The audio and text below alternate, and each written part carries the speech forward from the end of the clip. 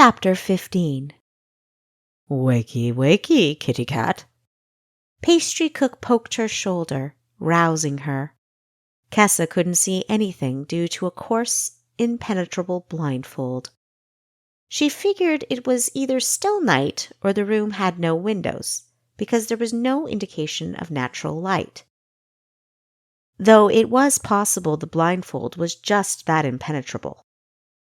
There was an overwhelming aroma of baked goods, but her keen sense of smell detected a faint scent of smoke from a candle or lantern, affirming her conclusion about the light. She was hanging by her wrists, each one pulled out away from her body at a 60-degree angle, the fibers of the rope already digging at her skin. Her feet, barely grazing the floor, were also secured by ropes. The position was extremely uncomfortable, if not downright painful. Good. You're conscious. We can begin. A door squeaked open and light kissed her blindfold. A room with covered or no windows, then. Footfalls warned her that another person was in the room. She knew it was another person because she could still hear pastry cook breathing. The room was probably small. It didn't take the other person many steps to get close. And very cold. She shivered involuntarily and winced at the resulting pain. "She's cold. Perhaps we should warm her." The male voice was mellifluous, but somehow sent tremors down her spine just the same. It felt as if the owner of the voice would gladly wring her neck while tenderly kissing her forehead. Not yet. I want to see if she'll cooperate first. "Have it your way. Here's your breakfast." With this announcement, the smell of strong Theron cider and freshly baked pastries wafted through the room. Thank you. A few more footfalls and the door squeaked shut. Kessa could hear her captor munching on pastries and sipping hot cider, prompting her stomach to protest its empty state with a deep growl. Oh, are you hungry? Feeling it was best not to respond to anything, Kessa resisted the urge to answer affirmatively. Guess not. Well, if you change your mind. The voracious munching ensued. Look, kitty cat, I don't want this to be a long, drawn-out or unnecessarily painful interview. Why don't you save me some time and yourself a lot of discomfort by telling me who sent you to my house? After what seemed like hours of questioning, demanding, and probing with no reply, pastry cook left, closing the door decisively. Kessa hung there, the discomfort becoming practically unbearable. The freezing temperature of the room did little to numb the pain. Drifting in and out of consciousness, Kessa dreamt of the pastry cook's house, of the blank piece of paper, of Otto's body, of the blood pooled beneath him, slowly snaking towards her. Most of all, she dreamt of yummy pastries, an odd assortment of dreams, understandable in context. Smells that permeated the air at certain times of the day told her that a bakery was in the neighborhood. It helped her grasp how much time was passing. Bakeries generally baked the bulk of their product pre-dawn. Therefore, when the smell was strongest, Kessa could gauge when another day was dawning. Pastry cook usually came in to interrogate her when the potency of the aroma was dying down. It was a cruel method of torture that he had his breakfast brought to him while he questioned her. She hadn't eaten anything and had precious little water in the 6 or so days he'd kept her. Fortunately for her, a couple of days into her captivity, and to the annoyance of the smooth-voiced man, pastry cook had insisted her bonds be lowered, stating that they didn't want her losing a limb or dying before they'd had a chance to finish interrogating her. Almost immediately, She was sat in a chair, her bonds adjusted so her arms still hung to the side.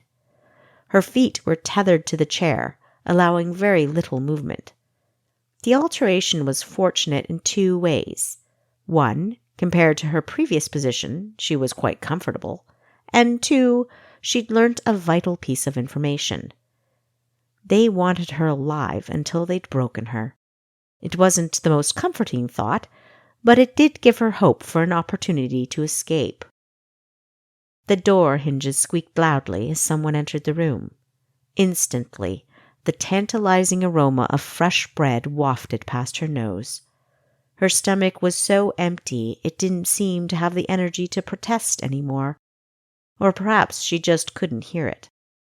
Kessa had never been this hungry. It was a torture far more effective than the way she was tied up. She wanted to cry, beg, plead for food, but she knew she could not. If they cracked her, Aquestria, Pantheus, and perhaps even Quinn would be killed. On the less tragic side, Thomas would be terribly disappointed in her if he found out. He might even be severely punished for commending her. Besides, she'd never been one to break an oath, and she didn't intend to start now. Fresh bread, apple turnovers, delicious. You can have some right now. All you need to do is tell me what I want to know.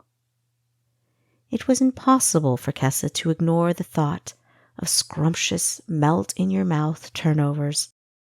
It was winter, so they'd likely be the last apple turnovers of the year, too. Hoping to prevent herself from begging, Kessa bit her tongue so hard she tasted blood. Well, kitty cat, I've tried to keep this civil. I've tried to minimize your discomfort. He gave a deep, disappointed sigh. All I've got in return is your blatant defiance. Time to warm her up? Kessa perked up. She hadn't realized Mephiluus' voice was in the room, too. Another sigh. I suppose so. I'd much rather be stuffing that beautiful mouth with pastries, but all of a sudden Kessa felt a searing pain under her arm. Someone was burning her. Squelching a scream, she squirmed, attempting to escape the agony of fire's kiss. In utter desperation, she turned toward the source of the pain and blew with all her remaining strength. Abruptly, the heat was gone, but her skin still sizzled. She choked on a sob. "You blew out my candle," the man with the silky voice said with amusement. Fingers grasped Kessa's chin. "Clever girl. I'll stop for now, but I truly look forward to our rendezvous tomorrow.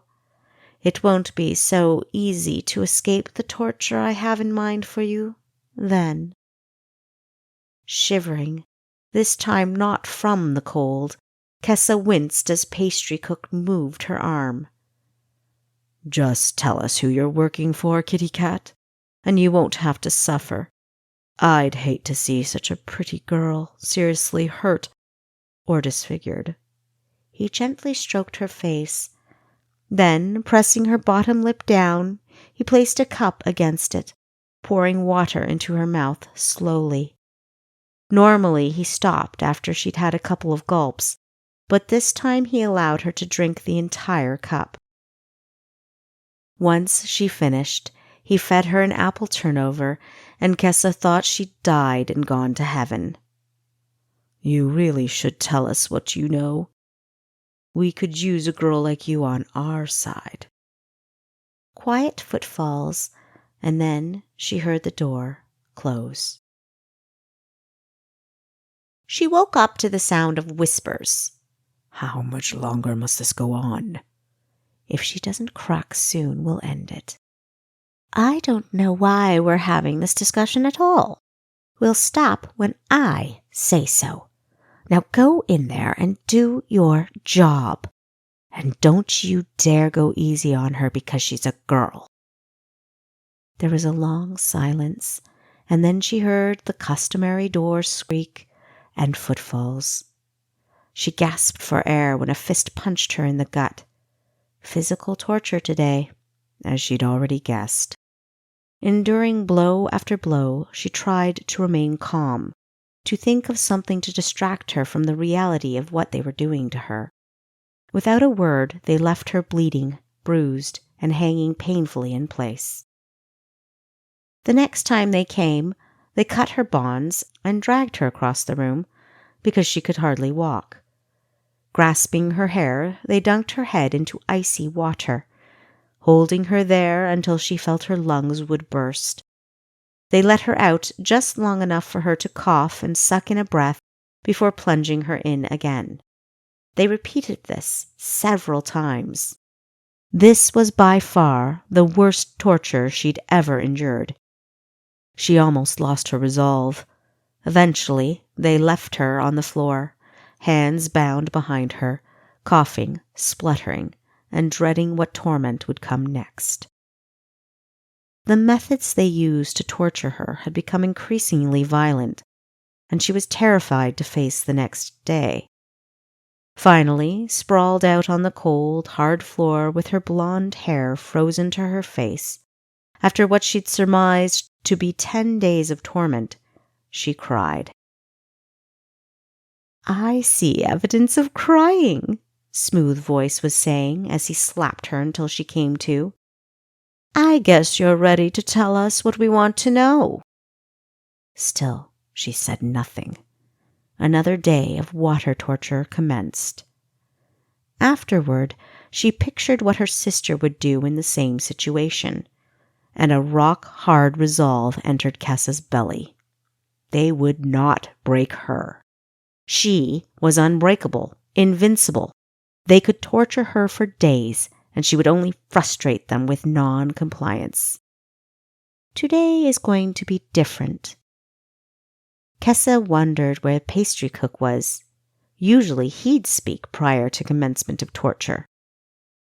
The other man, the one with the smooth voice, picked her up off the floor and forced her against a wall. His cruel fingers worked to forcefully pry her mouth open. "I've decided that since your tongue is so useless, I'm going to cut it out." She babbled something, and he released her tongue. "What? Do you have something to say?" "Yes," she croaked strenuously, focusing on the sound of his breathing. "Well?" She heard him tap his foot impatiently. "You didn't bind my legs." With that, she kicked out where she felt he was most vulnerable. Grunting an unanticipated pain, he released his grip on her neck. Wasting no time, she butted her head forward, connecting with her target. Another grunt, raw and jarring. Ignoring her pain, she staggered toward where she thought the door was. During her time alone, she'd been working on loosening the ropes binding her wrists, and since they no longer tied her to a chair, she'd worked on her leg muscles. So if an escape was possible, she'd be able to walk, run if need be. Now she wriggled her hands free and she collided with something large and unmovable. Ripping off the blindfold, she blinked rapidly.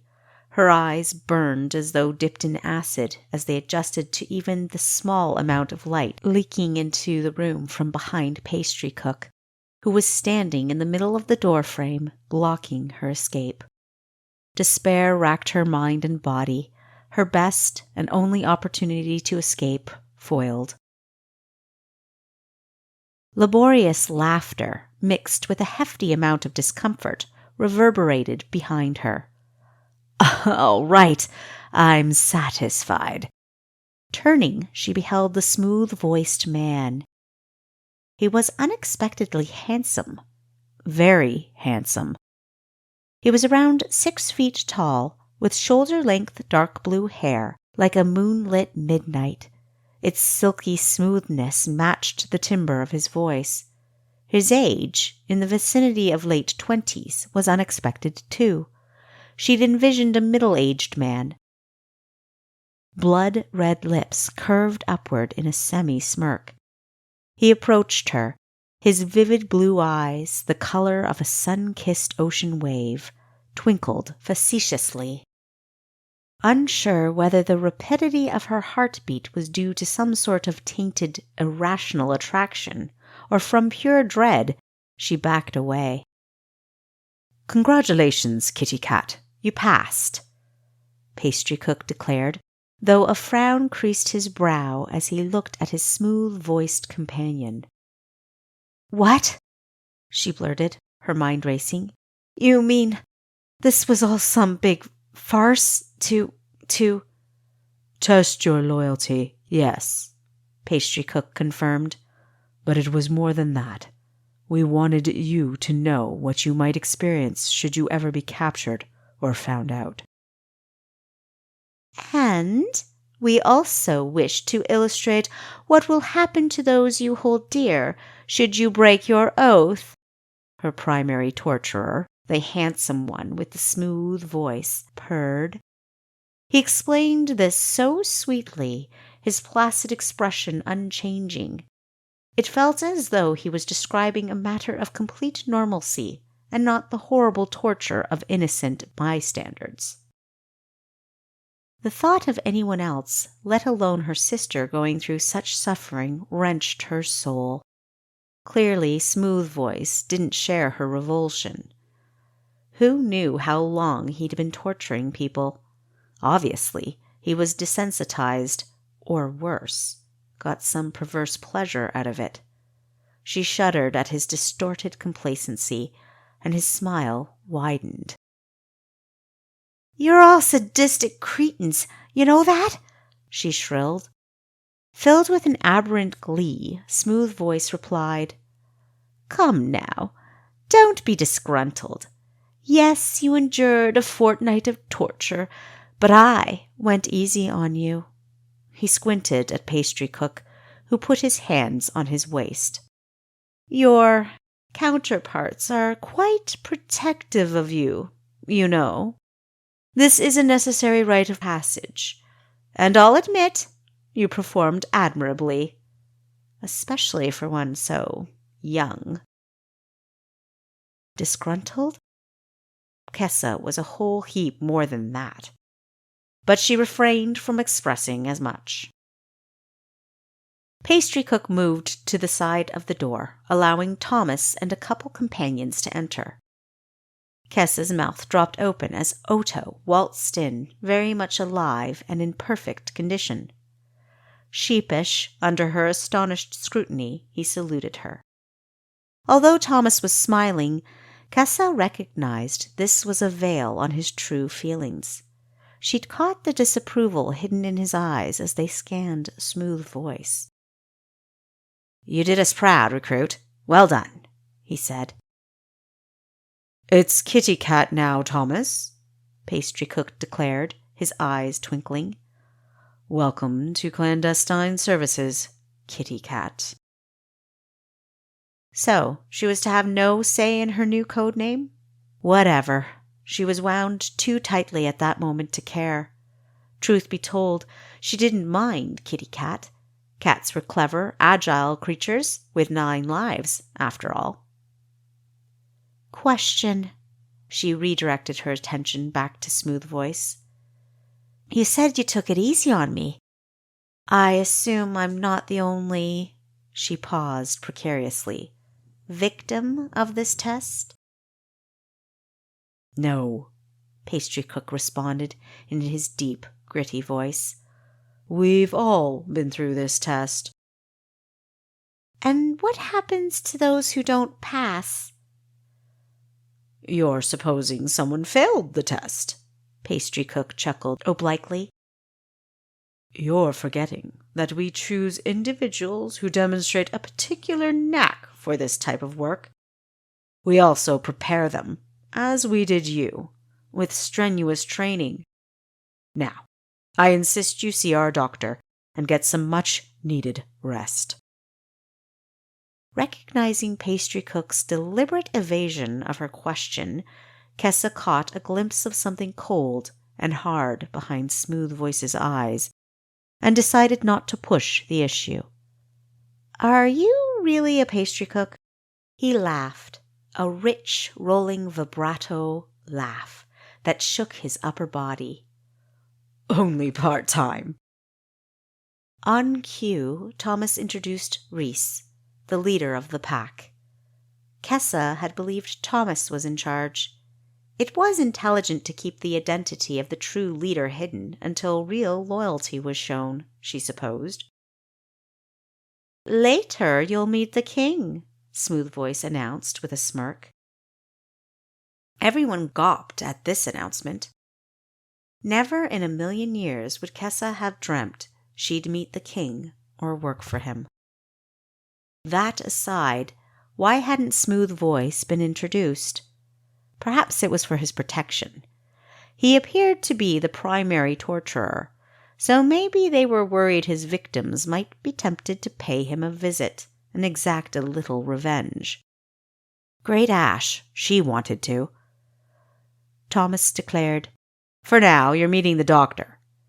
With a meaningful glance of those in the room, he steered her out, down a dark, depressing hallway lined with doors, and up a narrow, spiraling staircase. Questions still buzzed in her brain, but she was preoccupied with the stinging of her eyes as Thomas led her into a luxurious room filled with massive, arched windows and white paneling etched with gold. "Where are we, Thomas?" As soon as her eyes had adjusted, Kessa gasped in awe at the sudden splendor. "The castle. The doctor's this way." Thomas explained that a spy's identity was closely guarded, so they only used designated hallways and rooms in the castle where it was forbidden for dignitaries, castle staff, or the king's personal guard, the Excerpt, to go, unless specifically ordered to do so. The king often held audiences with his spies in his throne room, but he'd secure the room beforehand. If a spy was summoned directly to the throne room, procedure dictated that they wear their hood, so there was no chance of being accidentally identified. She felt rather pathetic for forgetting to assess the room in which she'd been tortured. Instead, all she could remember was that it was cold and dark. Perhaps it had been a holding cell of sorts. "So, are all of the tests so personal?" "I mean, directly focused on the individual's personal weaknesses? Were each of you starved? Or just me?" "Oh, you mean your love of food?" "Yes." "Well, it depends on whether a person has an exploitable weakness appropriate for torture. The devotion you show your appetite was suitable for a torture technique, so yes, we used it. And conveniently, the castle's bakery was close to where you were kept. By no means is it a nice test, kid." That was an understatement. Why Kid and not her code name?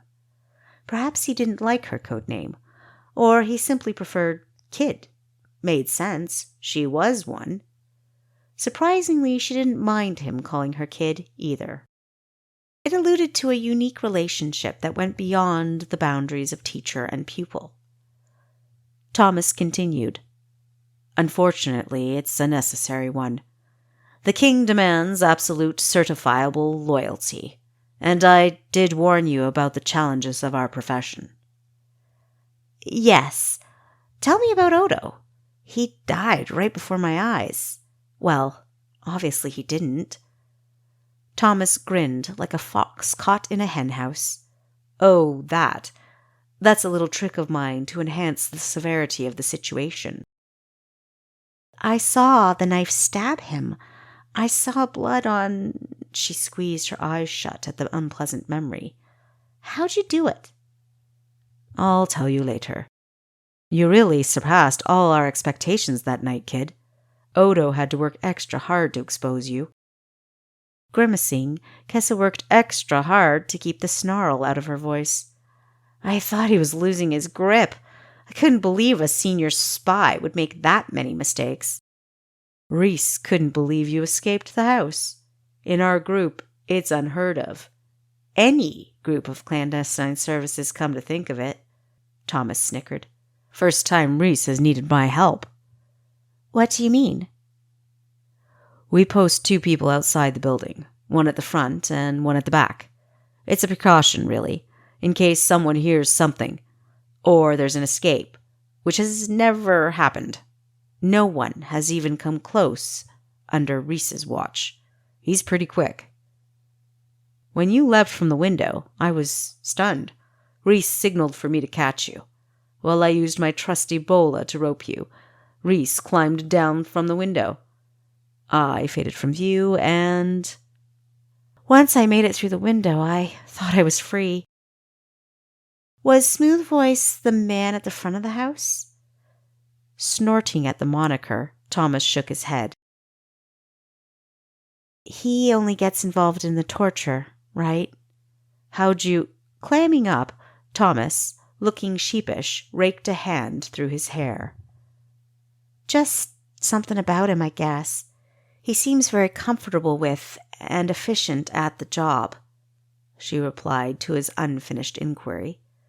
Why'd everyone act so surprised by his announcement that I'd meet the king?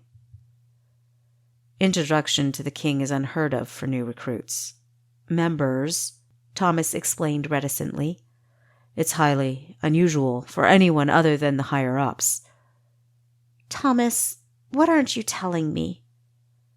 Here's the doctor's room, he said, ignoring her question. He led Kessa into a pristine room that was equipped with all the instruments used by a skilled doctor and, oddly, a lot of stools of different sizes. Hearing a woman's voice greeting her companion, Kessa pivoted to behold a child of about 10. At least, that's what she thought at first glance. First glances are often mistaken. Welcome to my office, miss. She glanced at Thomas, who filled in the code name of Kitty Cat. Apt, she smiled. The woman's youthful appearance was most certainly misleading, unless she was a child prodigy who'd become a doctor, which was unlikely. She was about 5'2", with long, braided pink hair and stunning pink eyes that held Kessa spellbound as they scrutinized her. Yes, I am Renonian. Do you have a problem with that? No, Kessa said, confused. Why would I? The doctor gestured to her examination table. King Cassius, she answered, sorting through her instruments. Since he took Akara's throne, Renanionians living in Akara have been persecuted. Kessa shrugged. You aren't responsible for the king's actions. Why should I blame you for them? The doctor stopped what she was doing and turned to look at her patient. Exactly. Thank you. She turned back to her tools and said, I just wish more people felt as you do. You're in good hands, kid, Thomas said with a quick nod. I'll be back later. He left the room, and the doctor said, Please, have a seat. Doing as she was told, Kessa said, I agree with Thomas. You must be good to be the king's doctor at such a young age. I'm 29, the doctor said. I'm shocked, Kessa grinned. Still a young age for a role of such distinction. Good for you. So what's your name, code name, doctor? Or should I just call you doctor? Again, the stunning pink eyes scrutinized her, this time with less edge and more surprise, which caused Kessa to think not many patients had asked her name or complimented her. Then again, if a majority of her patients had just come from being tortured, she could sympathize with their lack of civility. No code name. I'm Dr. Charlo Finesse, she said warily. Now open up, Miss Kitty Cat. I've got work to do. Kessa was thoroughly examined, her injuries treated, and Dr. Finesse was just finished giving her a list of recommendations when Thomas, with an announcement that a delicious meal with several apple turnovers for dessert was waiting for Kessa, appeared in the doorway. Leaping off the examination table and sprinting for the door, Kessa grabbed the door frame, spun herself around, and thanked the doctor for her time before disappearing. Brushing her thick pink bangs back from her forehead, Dr. Finesse said to Thomas, "It's a good sign that this traumatic ordeal hasn't affected her appetite." "I think it would take a lot more than 2 weeks of torture to do that," Thomas commented dryly. The doctor gave him a wry smile. After Kessa had stuffed her tummy, Thomas escorted her to an elaborate room with a huge tub. Everything around her communicated wealth and indulgence. Steam rose from the water, and Kessa immediately smelled the pretty fragrances of jasmine and lavender. Thomas indicated a large towel, a pile of clean clothes, and a cake of soap. Informing her she could take as long as she wanted, he patted her arm, and with a look of concern departed.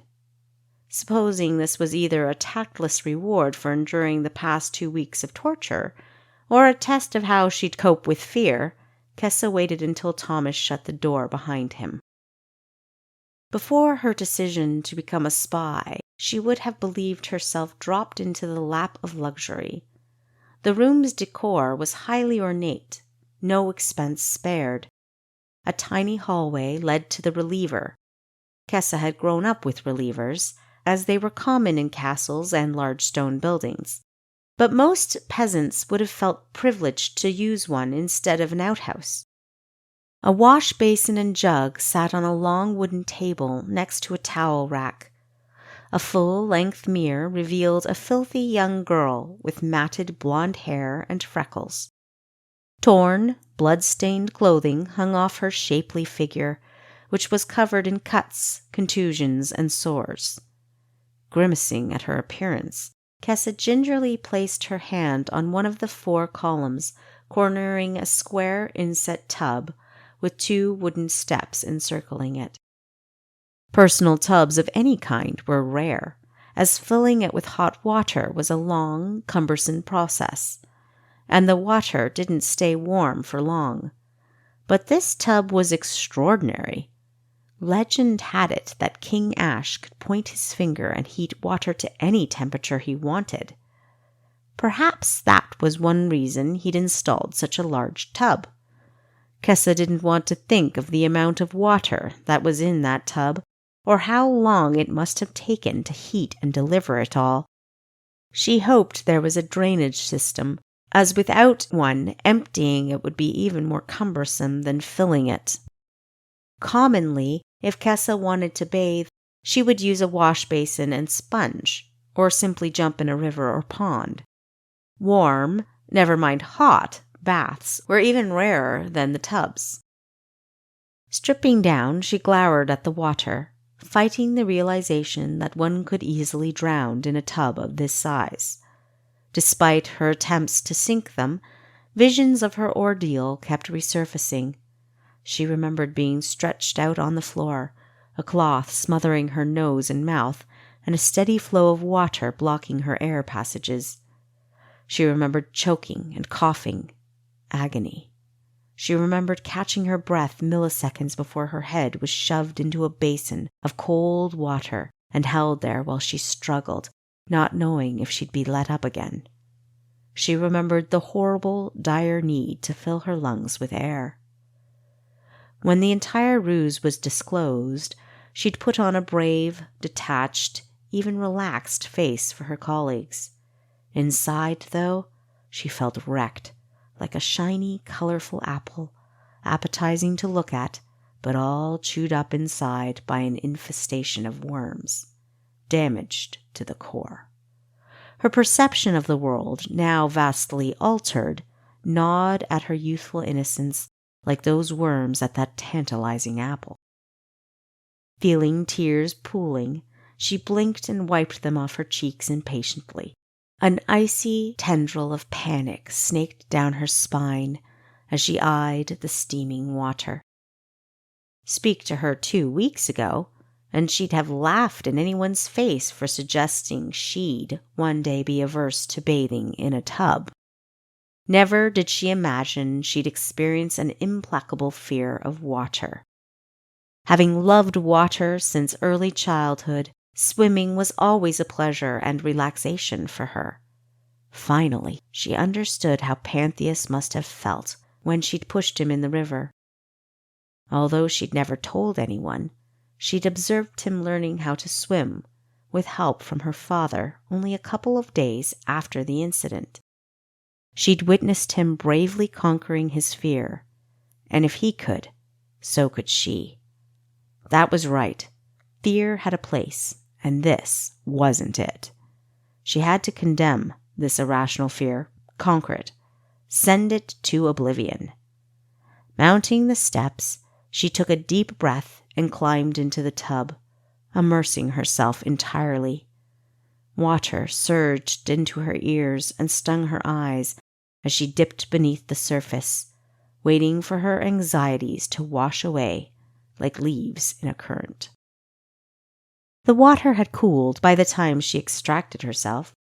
Feeling renewed, the events and torments of that cold, dark room were put behind her, mostly. Opening the door, she was surprised to find Thomas sitting crisscross, his back against the wall. "I was beginning to wonder if you'd fallen asleep and drowned," he admitted, starting to rise. "Tactful, Thomas, tactful. Why are you still here?" Smirking, he turned a little red. "Protecting your honor, little miss." "There's a bolt on the door." Eyebrows lifting, Thomas quipped, "Kitty cat, you of all people should know there are ways around a bolted door." "True. Now, what is this about?" Spinning around, she called attention to the opulent burgundy gown she wore. "I don't wear dresses, Thomas," she grumbled. He shrugged apathetically. "The king." "What? You mean?" "He wants to meet with you now. Apparently, he can't wait." He gave her a playful grin. "You look lovely." She barely concealed a snarl while swinging a hooded cape over her head and shoulders. He led her through magnificent hallways, up 2 elaborate staircases, and past lavish rooms until they reached the enormous throne room with a myriad of paintings and pendants gracing its walls. Several carved marble pillars lined the path leading toward 2 imposing thrones, which were centered at the north end of the room.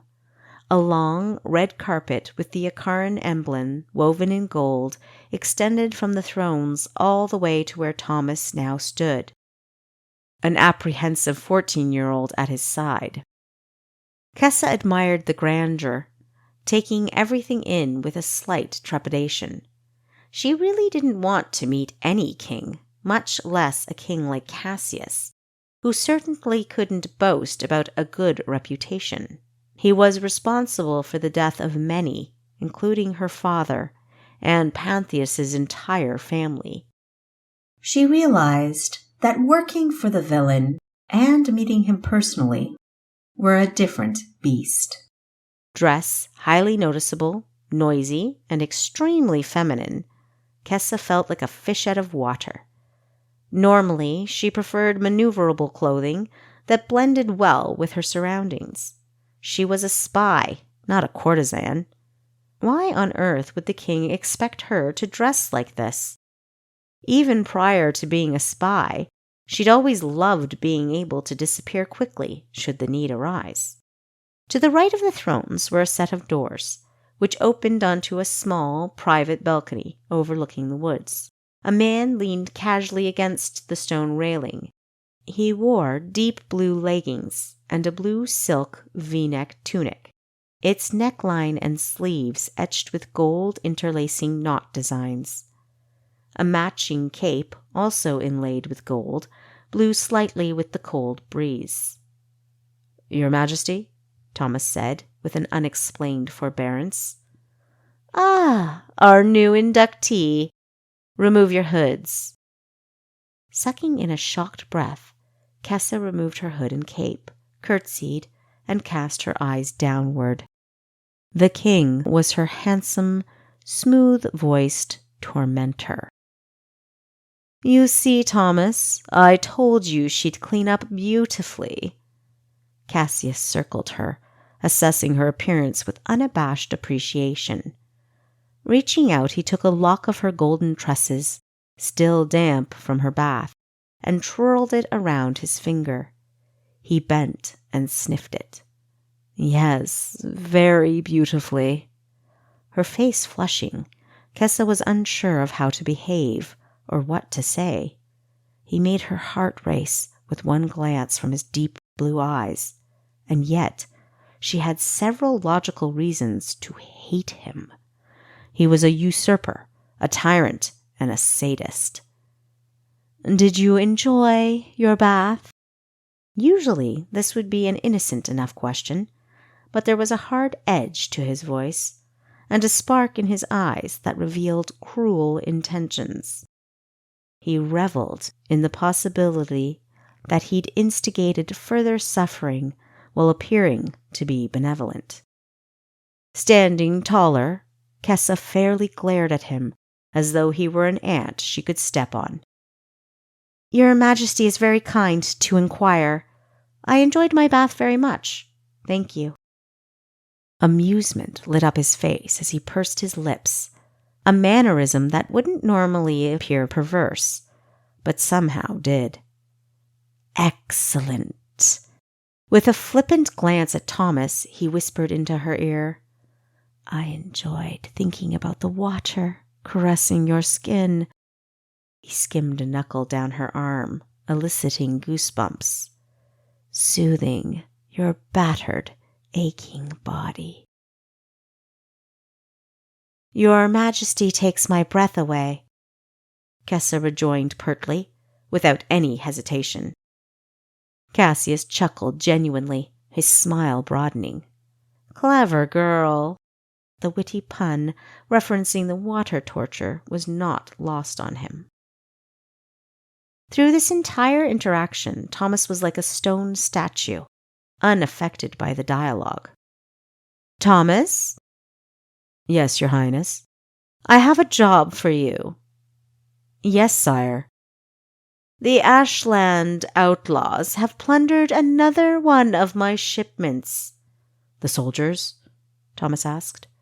Gone. Brutally murdered. The thieves took everything. Gold. Gold intended for my... He regarded Kessa, discernibly amending what he was about to say. People. I planned to use that gold to nourish them. They're starving, Thomas. How might ease their poverty if all the gold keeps disappearing? Find out where my gold is and bring it back to me. Thomas bowed. Certainly, Highness. It's awful, kitty cat. The outlaws steal the wealth of this kingdom, and the people blame me for their difficulties. Do they think I can conjure cash or food? No one replied, and Kessa, even though she kept a neutral mien, wasn't buying it. I do my best to alleviate their pain. With that, Cassius planted a kiss on Kessa's hand and marched off, leaving the balcony doors wide open. Noticing Kessa's flush, Thomas frowned. Kid, there is much to explain, he said quickly, shutting the doors to lock out winter's chill. Pulling her eyes away from where the king had exited, she looked directly at Thomas. Let's return to base first, he advised. Yes, I'm dying to get into my regular clothing. I'll bet. They left via the secret entrance, which Thomas explained was the only place they were allowed to leave or enter the castle. It was imperative no one saw them as well. Will the king know my true name and identity as you do, Thomas? Kessa asked. Thomas sighed, as if the answer perturbed him. Yes. As they walked the city streets, Kessa noticed people eyeing Thomas warily, either deliberately moving away from him or grasping their purses tightly. Thomas, why? Yanking her into an alley, Thomas whispered, "They believe we're thieves." Kessa's eyebrows furrowed inquisitively. Why? We encourage the belief. Seeing her eyes widening judgmentally, he continued, "Nothing serious. We act the part rather than actually play it. We're under the king's law, Kessa. Worry not. Anything we actually steal, we find a way to return or replace with something of equal value, unless it has to do with our true job." But why act at all? We must. We've got to avoid accurate suspicion. When we aren't at work, we need to play down our skills and abilities. Remember this, Kessa. If you remember nothing else I've taught you, the primary and most crucial skill a spy must have is the ability to act. We must be completely convincing in whatever role we play. He looked profoundly at her, waiting for her to digest his counsel before reverting to the previous topic. Let them believe we are thieves. It's a perfect cover story for our true profession, which, of course, must never be discovered. What about the city guards? Don't they chase you? Thomas gave her a dubious look. You think they can catch us? We allow for suspicion, not proof. Once they'd arrived at Clandestine Services headquarters, Kessa said, "I'm going to change, and then you can fill me in on these Ashlanders the king mentioned. Plus, I'd love some food," she hinted. Thomas's brow creased. Seriously? You just ate? Just a snack, Thomas, she pouted. Something yummy. Don't I deserve it? Rolling his eyes, Thomas headed for the kitchen. Hurry up and get changed. Clad in her own choice of attire, Kessa nibbled on delectable pastries with jams, which she washed down with their cider, a reward she felt far more suitable than an opulent bath, though the meal provided beforehand had sufficed. While Thomas filled her in, he explained that a number of bandits, vagabonds, and insurgents had formed a gang in the Ashland woods. At first, they were just small-time thugs, robbing and killing anyone unfortunate enough to cross their path. Recently, they'd grown in numbers and started pillaging royal caravans en route from Aquina to the capital, causing a major dilemma. Swallowing her last morsel, Kessa asked, "Why doesn't the king just send a patrol of soldiers into the woods to round them up?" Thomas took a swig of his cider. "He has." "And?" "They never returned." He cleared his throat. "Parts of their bodies did, though." Kessa recoiled in disgust. "These Ashlanders are close to Aquina, right? Should we go there for reconnaissance? How are we to track them down?" "We don't. Think about it, Kessa." "They've an inside man." Thomas smiled grimly, pleased with her deduction. "Reese and I are already on this one. Besides, you're a beginner." His eyes twinkled. "We've other jobs for you." Contradictory feelings of relief and disappointment shimmered through Kessa like fire and ice as the possibility of running into Pantheus evaporated. Like a bloodhound, he had the uncanny knack of sniffing out the truth. He always knew when she was up to no good, or when she was lying. Maybe he simply assumed that she was always up to no good. A valid assumption, she granted. Either way, she didn't want to run into him, given her newly acquired status as a spy. He'd know something was different about her, that something was up. She was relieved to be spared any of this suspicion, or any of his lectures for that matter. The source of her disappointment, on the other hand, was far more difficult to pinpoint.